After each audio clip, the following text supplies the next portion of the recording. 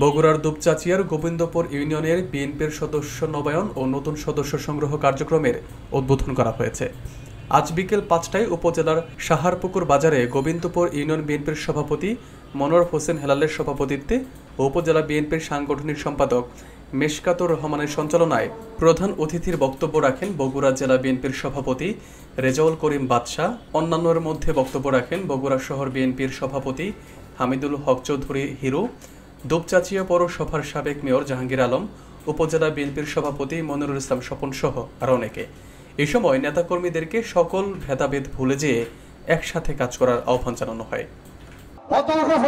বেশিরভাগ লোকে আজকে বিএনপির বিপক্ষে, তারা চায় না যে বিএনপি অনেক ক্ষমতা আসুক। একটাই কারণ, বিএনপি মানুষের দল, বিএনপি সাধারণ মানুষের দল এবং বিএনপি জনগণের দল। এই কারণেই যারা আজকে কুচক্রী রাজনীতি দল, তারা কখনো চায় না বিএনপি ক্ষমতা আসুক, কারণ বিএনপি ক্ষমতা আসলেই তাদের ঘুম হারাম হয়ে যাবে।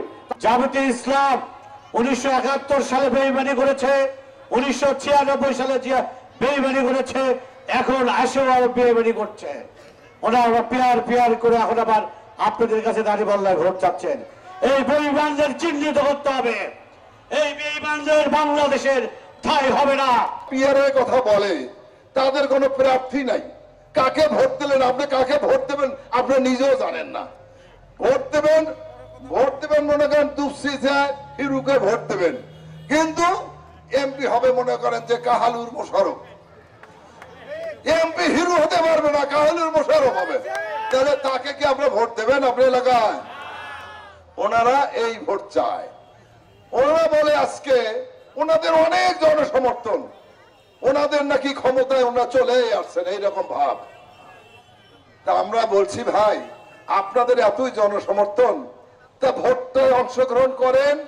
বানুর যদি আপনাদের ভোট দিয়ে রাষ্ট্র ক্ষমতায় পাঠায়, আমরা স্যালুট করব।